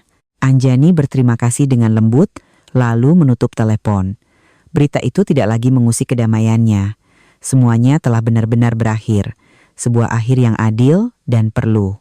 Masa lalu telah ditempatkan pada tempatnya, seperti bab buku yang telah selesai dibaca, pelajaran yang telah dihafal, agar ia bisa melangkah maju dengan tenang. Ia bukan lagi istri terhianati yang hanya bisa menangis, bukan pula arsitek terkenal yang dikagumi. Ia hanyalah Anjani, ibunya Dewi, seorang wanita yang berani bangkit dari puing-puing kebohongan untuk menemukan kembali dirinya. Ia telah membuktikan bahwa keheningan tidak pernah berarti kelemahan. Ia bisa menjadi persiapan untuk badai, persiapan untuk sebuah kudeta yang spektakuler. Dan ketika seorang wanita, selembut apapun, didesak hingga ke batasnya dan memutuskan untuk bangkit, dengan kecerdasan dan keberaniannya, ia tidak hanya bisa merebut kembali semua miliknya, tetapi juga bisa membangun masa depan yang lebih cemerlang dari masa lalunya. Anjani tersenyum, senyum yang benar-benar tulus dan bebas. Angin dari kejauhan meniup aroma bunga dari taman gantung kecilnya. Ia memejamkan mata, menarik napas dalam-dalam. Ia tahu, jalan baru bagi ia dan putrinya, jalan yang dipenuhi matahari dan bunga, baru saja dimulai. Hadirin sekalian, demikianlah sebuah perjalanan penuh badai dengan berbagai gejolak emosi dari titik terendah penghinaan dan rasa sakit hingga puncak dari pembalikan keadaan yang spektakuler telah resmi berakhir. Momen ketika sang suami, di puncak pengkhianatannya, memerintahkan ibunya untuk mengusir istri dan anaknya, lalu menerima jawaban pahit, dia sudah menjual rumahnya. Ibu baru saja diusir, mungkin telah membuat kita semua yang mengikuti cerita ini merasa sangat puas. Namun, di balik kepuasan dari sebuah pembalasan yang sempurna, apa yang tersisa dalam diri kita? Apakah hanya kegembiraan melihat si jahat menerima hukuman? Atau lebih dalam lagi, cerita ini telah menyentuh sudut-sudut tersembunyi dalam jiwa dan kehidupan kita, memaksa kita untuk berhenti dan merenung. Ketika membangun cerita ini, yang paling saya pikirkan bukanlah bagaimana menciptakan pembalikan yang menegangkan, karena hidup ini sudah penuh dengan kisah yang lebih ironis dari fiksi. Yang benar-benar ingin saya sampaikan melalui kisah Anjani Brahma dan keluarganya adalah pelajaran hidup yang mendalam, nilai-nilai inti yang bisa menjadi kompas, bekal berharga untuk kita menjalani hidup yang lebih baik, lebih bermakna, dan lebih tegar. Saya percaya, nilai sebuah cerita tidak terletak pada seberapa dramatisnya, tetapi pada kemampuannya untuk merefleksikan dan menyembuhkan luka di jiwa pendengarnya. Pelajaran pertama, dan mungkin yang paling berdarah, yang diajarkan oleh tragedi Anjani adalah tentang batas pengorbanan dan pentingnya melindungi nilai diri. Anjani, seorang arsitek berbakat, memilih mundur, mengorbankan karier, menggunakan uang dan tenaganya untuk membangun suaminya dan keluarganya. Ia membiarkan nama Brahma tercantum di sertifikat rumah, menerima menjadi ibu rumah tangga, semua demi menjaga gengsi suaminya. Pengorbanan itu berasal dari cinta, sesuatu yang sangat mulia. Tapi ia salah. Kesalahan terbesarnya bukan karena berkorban, tetapi berkorban secara buta, memberi tanpa menuntut pihak lain untuk memahami nilai dari pemberian itu. Kesuksesan yang datang terlalu mudah, kehidupan mewah yang didapat tanpa keringat dan air mata tidak membuat Brahma menghargainya. Sebaliknya, itu menumbuhkan dalam dirinya dan keluarganya rasa puas diri, kesombongan, dan pemikiran menyimpang bahwa semua yang mereka miliki adalah berkat bakat Brahma. Mereka terbiasa menerima tanpa berusaha dan perlahan-lahan menganggap pengorbanan Anjani sebagai hal yang wajar, bahkan meremehkannya, menyebutnya kampungan, beban. Pengorbanan itu ibarat air. Jika mengalir ke tanah yang subur, ia akan menumbuhkan bunga dan buah. Tapi, jika mengalir ke padang pasir keserakahan, ia hanya akan menguap sia-sia, meninggalkan jiwa yang kering dan retak. Dalam hidup kita, ada banyak wanita yang setiap hari berkorban dalam diam. Mereka meninggalkan karier cemerlang untuk merawat anak, mengurus keluarga. Mereka menyingkirkan hobi dan hasrat pribadi untuk menjadi pendukung suami. Pengorbanan itu sangat mulia, tetapi hanya bermakna jika dilihat, dipahami, dan disyukuri oleh pasangan. Jika pengorbanan Anda hanya dibalas dengan ketidakpedulian, dengan sikap menganggap itu adalah kewajiban wanita, maka inilah saatnya Anda berhenti dan bertanya, apakah pengorbanan ini sepadan? Apakah saya sedang mengubah diri saya menjadi bayangan, menjadi pijakan bagi orang lain untuk melangkah maju? Cerita ini adalah peringatan keras bagi kita semua bahwa dalam hubungan apapun, memberi dan menerima harus seimbang. Cinta sejati bukanlah satu pihak memberi secara buta dan pihak lain menerima begitu saja. Cinta sejati adalah berjalan bersama, berjuang bersama, dan berbagi hasil bersama. Jangan pernah berkorban sampai kehilangan diri sendiri, kehilangan harga diri. Karena ketika Anda tidak lagi menghormati diri sendiri, jangan harap orang lain akan melakukannya untuk Anda. Ini membawa kita ke pelajaran kedua, yang sangat praktis dan penting di masyarakat modern. Jangan pernah menilai seseorang dari penampilan luar dan selalu waspada terhadap kata-kata manis. Brahma, saat pertama kali mendekati Anjani, memainkan peran sebagai pemuda ambisius yang tidak materialistis. Ia menaklukkan Anjani dengan janji-janji dengan skenario pria mandiri. Tapi di balik itu ada sifat malas, serakah, dan tidak setia. Keluarganya juga begitu. Mereka berpenampilan seperti keluarga terhormat, tetapi di dalamnya ada keegoisan, kepicikan, dan mentalitas parasit. Mereka menghina Anjani kampungan, tetapi tidak segan menikmati uang dan jerih payah gadis kampungan itu. Cerita ini mengajarkan kita bahwa nilai atau kelas seseorang tidak terletak pada pakaian yang mereka kenakan, mobil yang mereka kendarai, atau kata-kata indah yang mereka ucapkan. Kelas sejati terletak pada karakter, kecerdasan, ketabahan, dan kebaikan. Seseorang, meski berbalut pakaian bermerek, tidak bisa menyembunyikan jiwa yang miskin dan pikiran yang dangkal. Sebaliknya, seseorang, meski berpakaian sederhana, jika memiliki hati yang baik, pikiran yang bijaksana, dan integritas yang kuat, ia akan memancarkan aura yang mulia. Oleh karena itu, dalam hidup, belajarlah melihat seseorang lebih dalam dari sekadar penampilan. Jangan terburu-buru mengagumi seseorang karena kemewahannya, dan jangan pula meremehkan seseorang karena kesederhanaannya. Lihatlah tindakan mereka saat menghadapi kesulitan. Dengarkan cara mereka memperlakukan orang yang lebih lemah dari mereka. Emas sejati tidak takut api, dan karakter sejati akan selalu bersinar seiring waktu. Jangan biarkan nilai-nilai semu materi membutakan penilaian kita terhadap nilai sejati seseorang. Dan jangan pernah biarkan orang lain menilai Anda hanya dari penampilan luar. Dan tentu saja, pelajaran yang tidak bisa dilewatkan adalah kekuatan dari keheningan, kecerdasan, dan persiapan dalam menyelesaikan krisis. Ketika mengetahui pengkhianatan suaminya, apa yang Anjani lakukan? Ia tidak meraung-raung, tidak bertengkar, tidak melabrak dengan heboh. Ia memilih diam. Keheningan itu bukan kelemahan, melainkan pengamatan. Ia membiarkan mereka mengekspos semua sifat buruk mereka, mengucapkan semua kata-kata kejam mereka. Dan dalam keheningan itu, ia diam-diam bertindak, menyiapkan jalan keluar, rencana serangan balik yang sempurna. Ini adalah pelajaran yang sangat mendalam tentang seni menghadapi orang. Dalam banyak kasus, terutama saat berhadapan dengan orang yang agresif dan tidak rasional. Berdebat hanya akan merendahkan diri kita dan membuat kita menjadi bagian dari kekacauan.